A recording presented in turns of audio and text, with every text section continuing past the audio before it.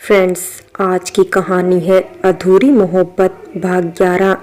पिछले भाग में आपने पढ़ा, राजू सुनील से कहता है कि हमारी जिंदगी भी कितनी अजीब होती है ना। परिवार से दूर एक ऐसी जगह रहना जहां आए दिन हम अपनी आंखों के सामने अपने दोस्तों को मरते देखते हैं।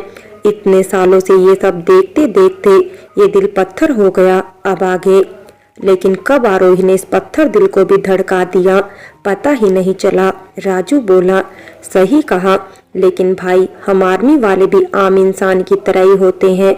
हमारे पास भी दिल होता है और हमें भी प्यार करने का हक होता है।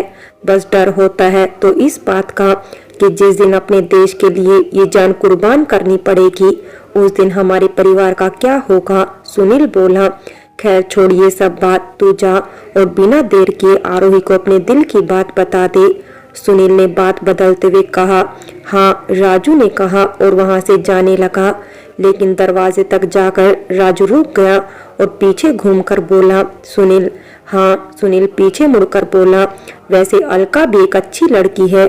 उस लड़की की आंखों में मैंने भी एक खालीपन देखा है जिसे सिर्फ तू ही भर सकता है। उसे दुनिया की हर वो खुशी देना जो वो डिजर्व करती है। इतना कहकर राजू वहां से चला गया। सुनील राजू की बात सुनकर हैरानी से वहीं खड़ा रह गया। ये क्या कहा राजू ने? मैं और अलका तो बस दोस्त है ना, क्या सच में मुझे उससे प्यार हो गया है? सुनील खुद से बोला।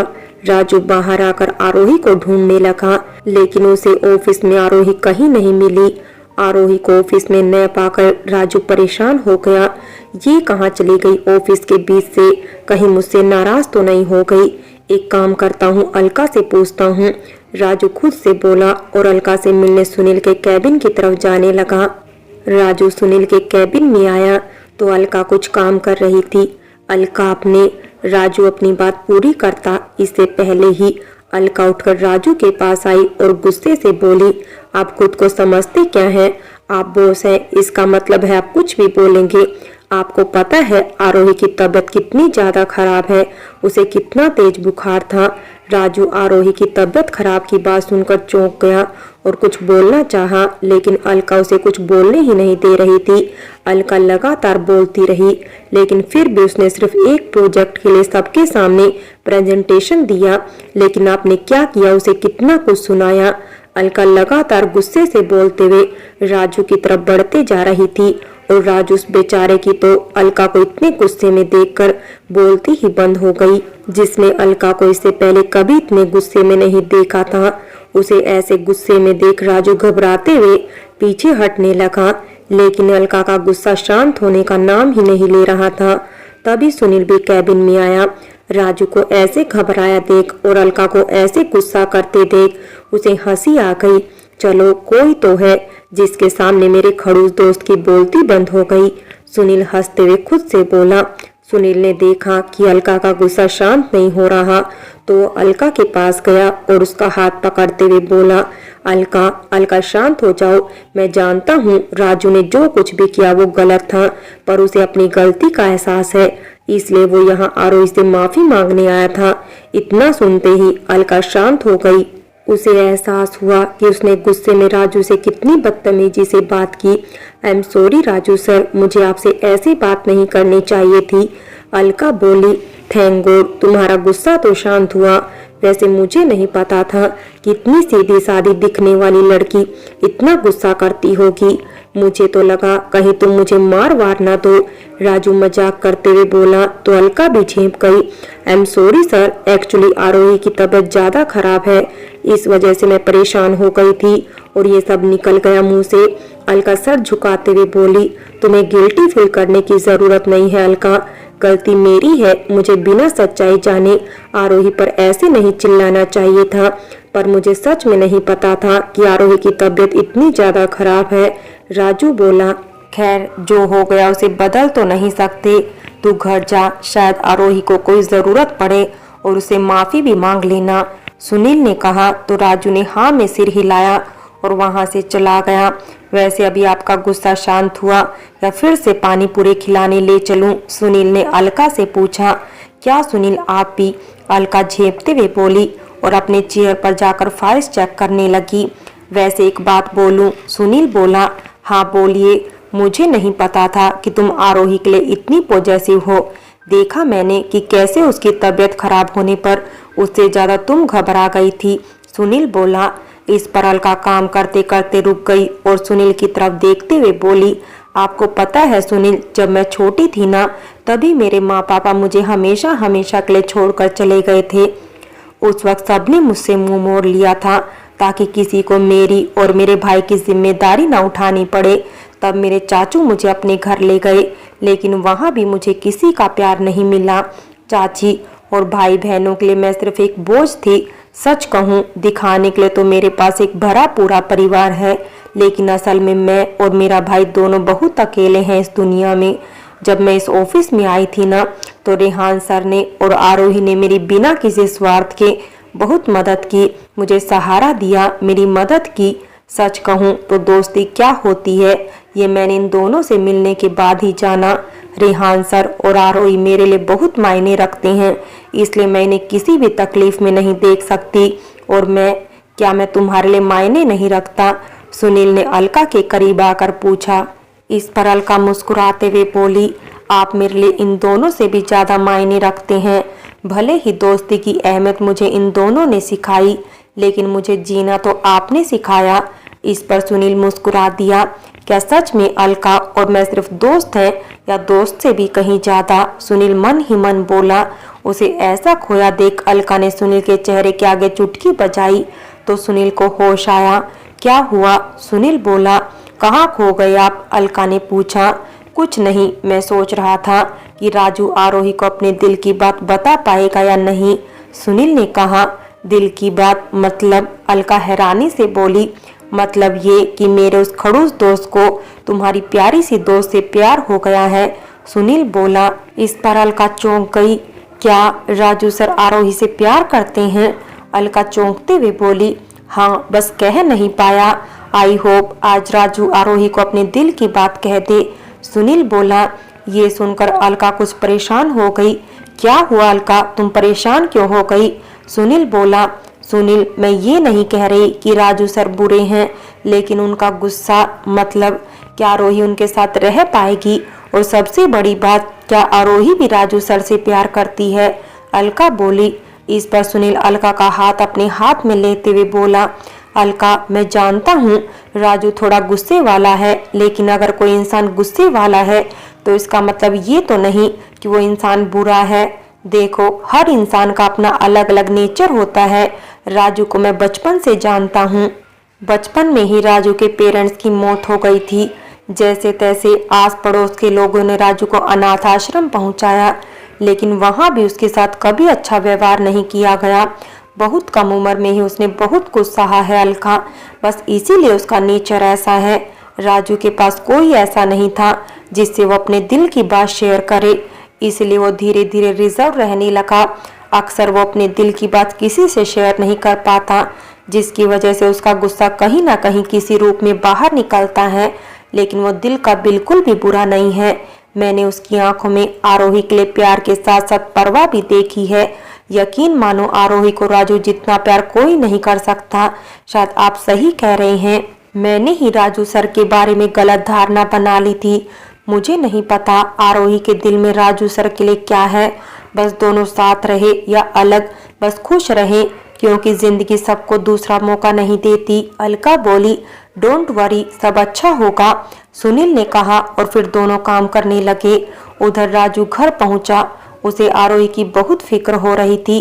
राजू आरोही के फ्लैट में गया और उसका गेट खटखटाने लगा, लेकिन काफी देर तक दरवाजा खटखटाने के बाद भी आरोही ने दरवाजा नहीं खोला तो राजू घबरा गया। आरोही, आरोही दरवाजा खोलो, तुम ठीक तो हो ना? राजू दरवाजा पीटते हुए बोला, लेकिन अंदर से कोई जवाब नहीं आया। नहीं, आरोही ने दरवाजा खोला। तभी राजू को याद आया कि एक बार आरोही ने उसे किसी काम से अपने घर की दूसरी चाबी दी थी। तब राजू ने वो चाबी अपने पास ही रख ली थी। ये सब याद आते ही राजू तुरंत अपने घर की तरफ भागा और आरोही के घर की चाबी ढूंढने लगा। बहुत ढूंढने के बाद आखिर उसे चाबी मिल ही गई। राजू ने चाबी लेकर आरोही के घर का दरवाजा खोला और अंदर गया तो उसने देखा आरोही नीचे जमीन पर बेहोश पड़ी हुई थी। आरोही को बेहोश देखकर राजू के होश उड़ गए। आरोही आरोही आंखें खोलो। राजू आरोही के पास जाकर उसे उठाते हुए बोला। राजू तुरंत किचन से पानी लाया और आरोही के मुंह पर पानी के छींटे मारने लगा, लेकिन तब भी आरोही को होश नहीं आया। ये देख राजू ने तुरंत आरोही को गोद में उठाया और रूम में ले गया और तुरंत डॉक्टर को फोन कर उन्हें घर बुलाया। जब तक डॉक्टर नहीं आई तब तक राजू आरोही के पास ही बैठा रहा। उसे अब खुद पर गुस्सा आ रहा था कि उसने बिना सच्चाई जाने आरोही पर इतना गुस्सा क्यों किया। थोड़ी देर बाद डॉक्टर आई और उन्होंने राजू को बाहर भेजकर आरोही का चेकअप किया और उसे एक इंजेक्शन दिया और कुछ दवा लिखकर राजू को दे दी। आरोही ठीक तो है ना? राजू ने घबराते हुए पूछा। डोंट वरी मिस्टर राजू, आरोही को ब्लीडिंग ज्यादा हो रही थी जिससे वीकनेस के कारण वो बेहोश हो गई। मैंने उसे इंजेक्शन दे दिया है। आप उसके खाने पीने का ध्यान रखिए और ध्यान रहे ये ज्यादा से ज्यादा रेस्ट करे, तभी ये ठीक होगी, डॉक्टर ने कहा और वहां से चली गई। डॉक्टर के जाने के बाद राजू आरोही के पास जाकर बैठ गया और उसका सर सहलाते हुए बोला, आई एम सॉरी आरू, आज तुम्हारी ये हालत सिर्फ मेरी वजह से हुई है, पर मैं वादा करता हूँ आज के बाद ऐसा कभी नहीं होगा। कहते हुए राजू ने आरोही के माथे पर अपने होंठ रख दिए। थोड़ी देर बाद आरोही को होश आया तो राजू को खुद के पास देखकर हैरान रह गई। सर आप यहाँ? आरोही हैरानी से बोली। आरोही तुम ठीक तो हो ना? कैसी तबीयत है अब तुम्हारी? राजू ने पूछा। मैं ठीक हूँ, लेकिन आप यहाँ कैसे? आरोही उठते हुए बोली। उठो मत, लेटी रहो। राजू आरोही को रोकते हुए बोला, तुम रेस्ट करो, मैं अभी तुम्हारे लिए कुछ खाने को लेकर आता हूँ। राजू जाने लगा तो आरोही ने उसका हाथ पकड़कर रोक दिया। क्या हुआ? राजू ने पूछा। मुझे कुछ नहीं खाना सर, आप परेशान मत होइए, आरोही बोली। अरे ऐसे कैसे? दवा लेनी है अभी तुम्हें, चुपचाप खाना खाओ, कोई बहाना नहीं चलेगा, राजू ने कहा और वहां से चला गया। थोड़ी देर बाद राजू खाना बनाकर आरोही के रूम में लेकर आया तो उसने देखा आरोही अपना पेट पकड़कर बैठी हुई थी। ये देख राजू अपने घर से जाकर हॉट वाटर बैग लेकर आया और उसे आरोही को देते हुए बोला, जानता हूँ इस समय में दर्द बर्दाश्त करना मुश्किल होता है, ये लो इसे लगा लो, इससे कुछ आराम मिलेगा। राजू की बात सुनकर आरोही हैरानी से उसे देखने लगी, फिर अपना सर शर्म से झुका लिया। ये देख राजू आरोही के पास बैठा और उसका चेहरा ऊपर करते हुए बोला, आरोही ये सब तो नेचुरल है, इसकी वजह से तुम्हें शर्मिंदा होने की कोई ज़रूरत नहीं है।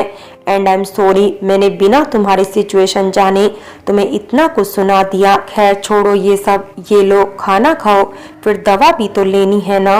कहते हुए राजू आरोही को अपने हाथों से खाना खिलाने लगा। आरोही ने भी बिना कुछ कहे चुपचाप राजू के हाथ से खा लिया। राजू का ऐसे वक्त में उसकी केयर करना उसे बहुत अच्छा लग रहा था। कहते हैं ऐसे समय में एक लड़की को एक्स्ट्रा केयर की ज़रूरत होती है और ये बात राजू भी समझता था, इसलिए वो आरोही का बहुत ख्याल रख रहा था और राजू का ऐसा नेचर आरोही को बहुत अच्छा लग रहा था। राजू ने आरोही को खाना खिलाने के बाद दवा दी। दवा के असर और कमजोरी की वजह से आरोही तुरंत सो गई। उसे सोता देख राजू भी उसके रूम से बाहर आ गया और वहीं सोफे पर ही सो गया। अगली सुबह आरोही उठी तो कमरे में कोई नहीं था। लगता है राजू सर घर चले गए, आरोही मन ही मन बोली। आरोही बाहर गई तो पूरे घर में अंधेरा था। आरोही ने सोचा शायद राजू ने जाते समय लाइट बंद कर दी हो। आरोही ने जैसे ही लाइट ऑन की उसके ऊपर फूलों की बरसात होने लगी। अचानक ऐसे फूल गिरने की वजह से आरोही घबरा गई। जब उसकी नज़र सामने पड़ी तो वो दंग रह गई। हर जगह फूलों और बैलून से घर को सजाया गया था और उस पर छोटे छोटे कार्ड लटके हुए थे। आरोही ने आगे जाकर उन कार्ड्स को देखा तो उस पर सॉरी लिखा हुआ था। आरोही हैरान रह गई। आरोही यही सब देखने के लिए पीछे मुड़ी, तभी सामने देखकर वो हैरान रह गई। राजू आरोही के सामने घुटनों के बल बैठा हुआ था और उसने अपने दोनों कान पकड़े हुए थे।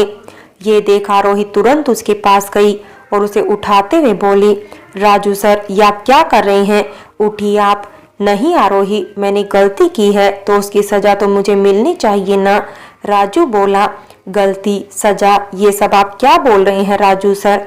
आरोही असमंजस से बोली, हाँ मैंने तुम्हें कल सबके सामने डांटा, वो भी तब जब तुम्हारी इतनी ज़्यादा तबीयत खराब थी।